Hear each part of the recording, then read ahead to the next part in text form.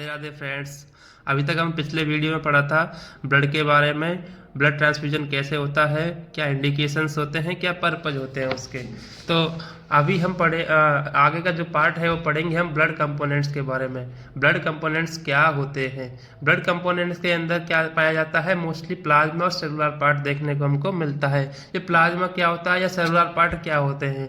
Plasma होता है वो 55% पाया जाता है, जिसके अंदर मोस्टली क्या देखने को मिलता है 99% वाटर और 1% सॉलिड पार्ट इसके अंदर देखने को मिलता है। बाकी 45% हमको देखने को मिलता है क्या, ब्लड सेलुलर पार्ट, जिसके अंदर हमको आरबीसी, डब्ल्यूबीसी और प्लेटलेट्स देखने को मिलती हैं। अब पढ़ते हैं ब्लड ट्रांसफ्यूजन के दौरान जो ब्लड आता है उसके अंदर आरबीसी की मात्रा कितनी होती है।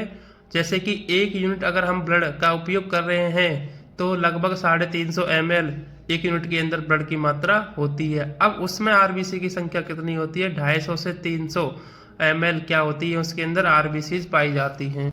तो इट मीन्स क्या हो गया कि 1 यूनिट ऑफ ब्लड के अंदर लगभग 250 से 300 ml पर यूनिट क्या पाई जाएगी, आरबीसी पाई जाएगी। और टोटल वॉल्यूम ऑफ ब्लड कितना रहता है 1 यूनिट के अंदर, 350 ml पर यूनिट हम ब्लड कह सकते हैं उसको। ठीक है, अभी जो आरबीसी जो होती है ये क्या काम करती है, देखो ये हीमोग्लोबिन, इसका नाम क्या है, रेड ब्लड सेल्स, लाल रक्त कणिकाएं क्या होती है। इसके अंदर क्या होता है कि जैसे कि हीमोग्लोबिन और ऑक्सीजन जो होता है, ठीक है, इसको कैरी करने का कार्य कौन करती है, आरबीसी करती है।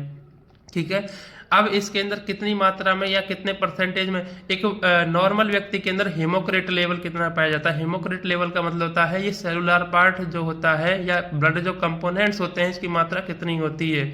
इसमें मोस्टली अगर देखा जाए तो 52% हमारा ये ब्लड कंपोनेंट्स पार्ट्स पाए जाते हैं और 44% एक फीमेल्स के अंदर हीमोक्रेट लेवल पाया जाता है। ठीक है, तो ओवरऑल हम बात करें तो 44% पाया जाएगा। और अगर एक हेल्दी क्लाइंट की बात करें, जो हेल्दी मेन की बात करें तो उसमें 52% हीमोक्रेट लेवल का वैल्यू पाया जाता है। अभी हम बात कर रहे थे आरबीसी के बारे में, रेड ब्लड सेल्स के बारे में। तो इसका जीवन काल या इसका लाइफ स्पान क्या होता है, देखो इसका जीवन काल मोस्टली बच्चों के अंदर 80 दिन देखने को मिलता है, 80 डेज। एंड एक एडल्ट पेशेंट जो है, एक एडल्ट पर्सन जो है उसके अंदर कितना देखने को मिलता है, 120 डेज।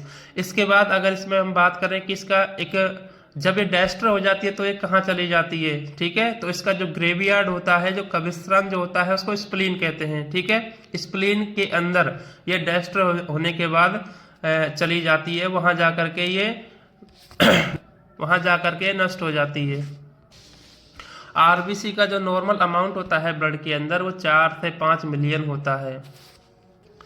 देखिए सबसे वेरी वेरी इंपॉर्टेंट जहाँ से क्वेश्चन पूछे जाते हैं कंपटीशन में, जो आरबीसी होती है, ठीक है, उसको हम ब्लड कंपोनेंट में से अलग करके रखा भी जा सकता है।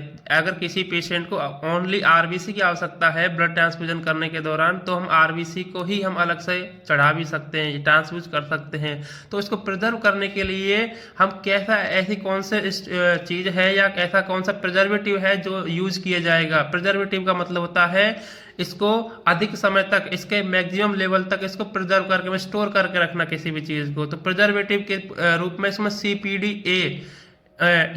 एक सब्सटेंस है जिसका नाम है सिस्टेट फॉस्फेट डेक्सट्रोज एडेनिन।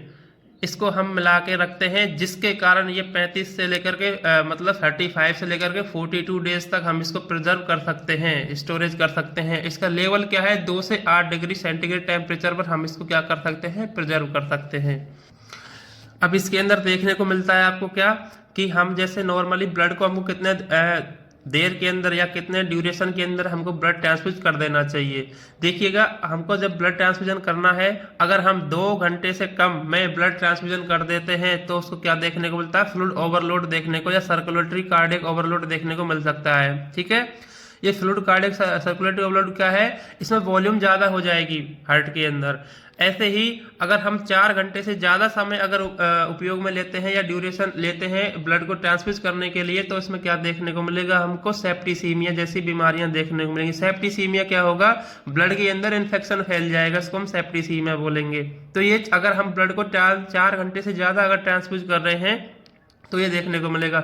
मोस्टली हमको 3 घंटे या 4 घंटे के अंदर, 3 से 4 घंटे के अंदर हमको ब्लड को ट्रांसफ्यूज कर देना है। अगर रेशो में बात करूं तो मैं 2 से लेकर के 4 घंटे के अंदर हमको कर देना है। और एग्जैक्ट आंसर अगर आपको देना है कि आरबीसी को कितनी देर के अंदर हमको ट्रांसफ्यूज कर देना है किसी भी पर्सन के अंदर, तो 3 घंटे के अंदर हमको ट्रांसफ्यूज कर देना चाहिए।